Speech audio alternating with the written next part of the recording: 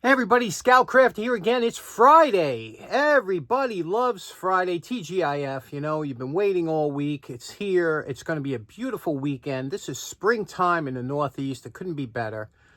For some other people, like my buddy Stuart in Australia, the weather might be a little bit different, but right now it's just beautiful here. So we're going to take advantage of it. A couple things to do today. We're going to make it into a little bit of a mosh because we've been kind of hitting projects during the week. We didn't get a chance to cover some things. Also, I have to go upstate for the first time this year to start cutting the lawn. So, in fact, what do you say we head up there right now through the magic of time lapse and see what's going on up there? So, 3, 2, 1, and we're here. Boy, how fast was that, huh? Just a nice little time lapse here. You can see how overgrown the grass is. Let me show you. There you go. That's about as high as you want it to get. And what a beautiful day. Look at that sky. Isn't that gorgeous, huh? That's clean air. Good clean air up here. Well, now I got to get started. I took a walk through the property. I saw some of my ducks. I never get a chance to see my ducks. They're very shy. I can't catch them on film, but I was able to capture them on film today. So there they are. And well, let's get started mowing.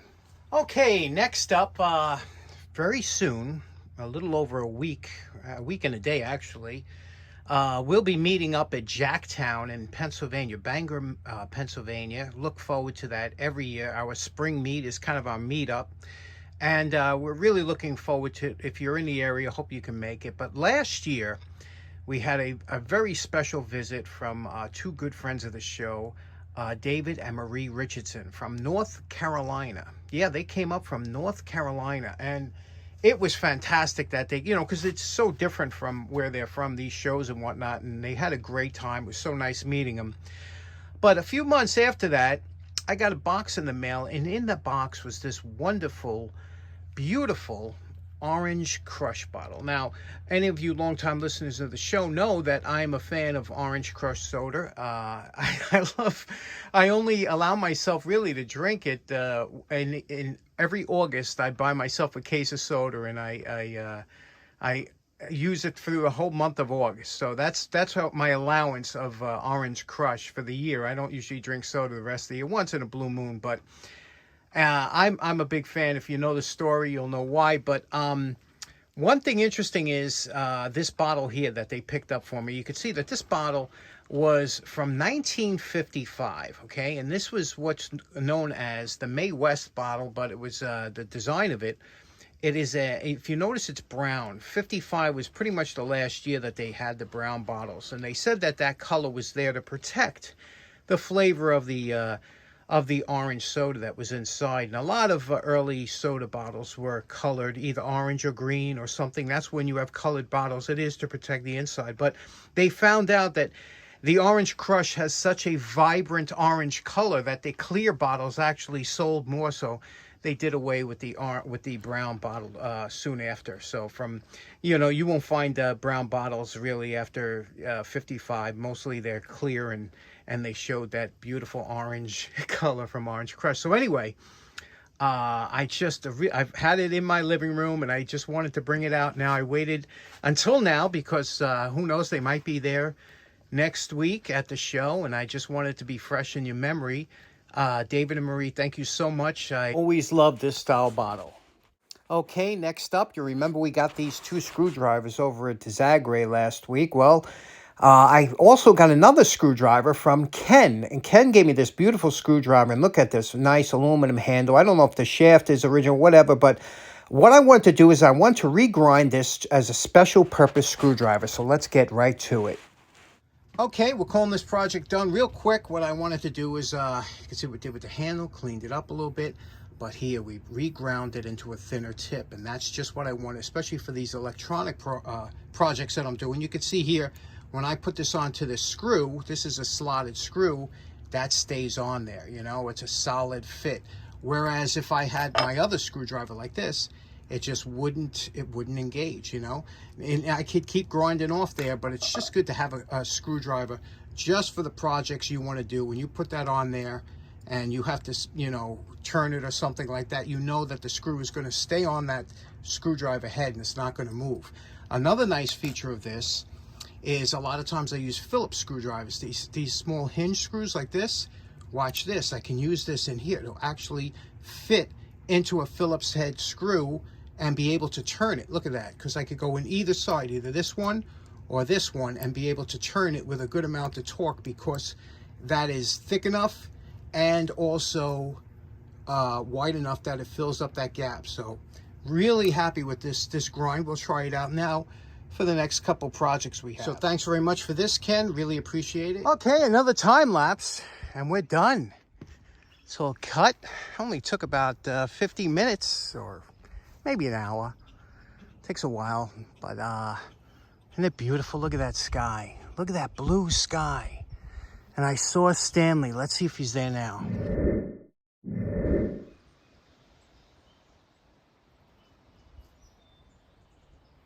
Okay, next up, you remember last week we did this drill. It was a $1 drill we picked up, and we cleaned it up and brought it back into a usable condition. Very nice, all lubricated and everything. We had a questionnaire whether or not you'd like me to keep the original sticker. A lot of you wanted to keep it. We tried cleaning stuff, but it really looks kind of worn out. A lot of you said would like to see the a new sticker on there, but if you can't put a new sticker, leave the old one. So with that, my good friend 357 Magdad, I went upstairs, and what did I see in the mail today? Was this 357 Magdad came through. Guy's unbelievable. He's always been like that. He's just a great guy. If you're not already subscribed to him, you're missing out on one of the best channels on YouTube by far. But look what he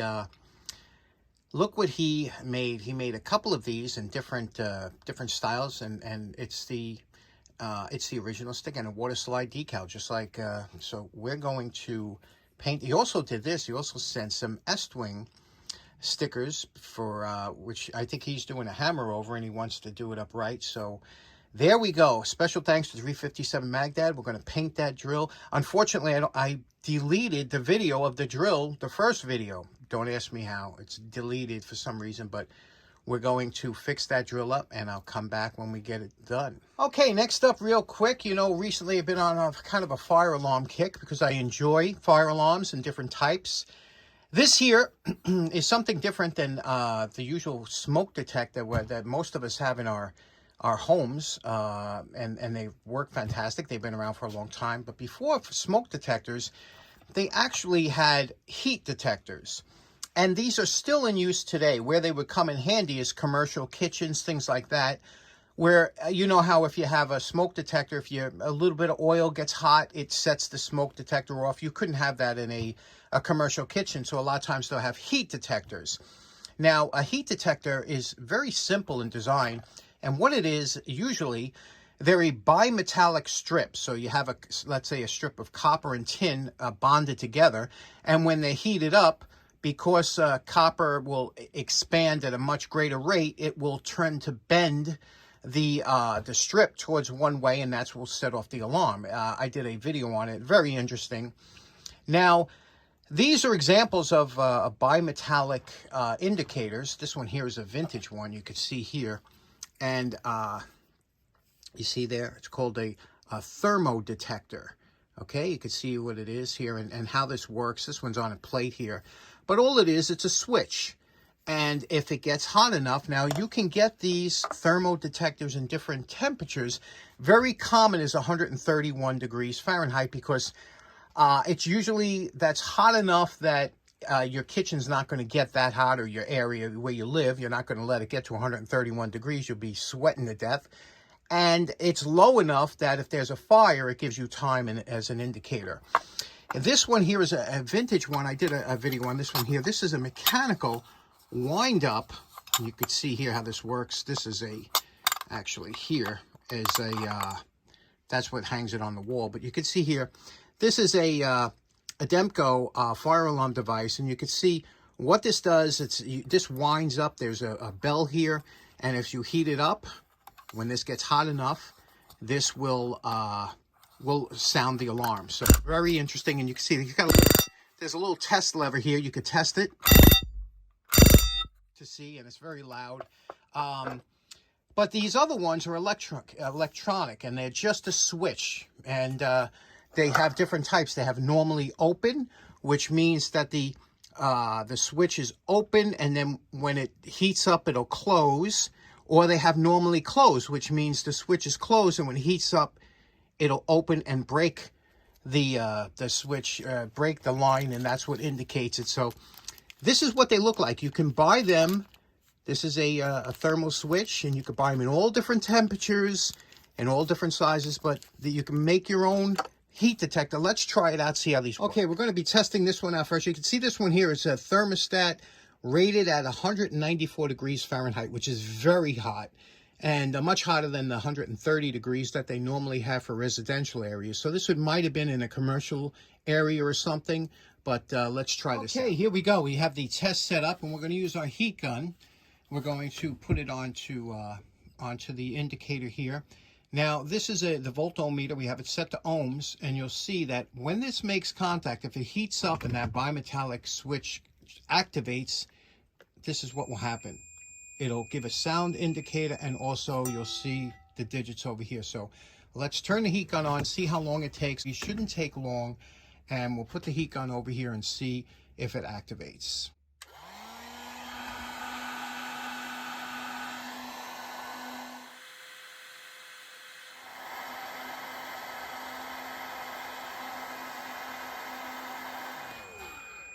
There we go. It was activated, and that's pretty warm to the touch. So you can see it takes quite a bit of heat to get that to go, but there we go. It does work, and you see once you remove the heat, it does deactivate, so the bimetallic strip goes back. But that took a lot of heat. That would have to be a raging fire to get that thing going. Now we will try the home. This one is rated 131 degrees, and what we'll do is I'll hold this up so you can hear the beep next to the speaker when it goes. So let's try this. It should go quicker. The other one took about 15 seconds to go off. Let's try this one.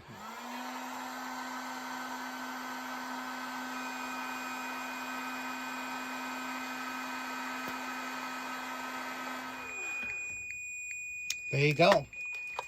That one, and you can see there's a little bit of a smoke on. I had this thing really heated up, but this one here was a quicker one.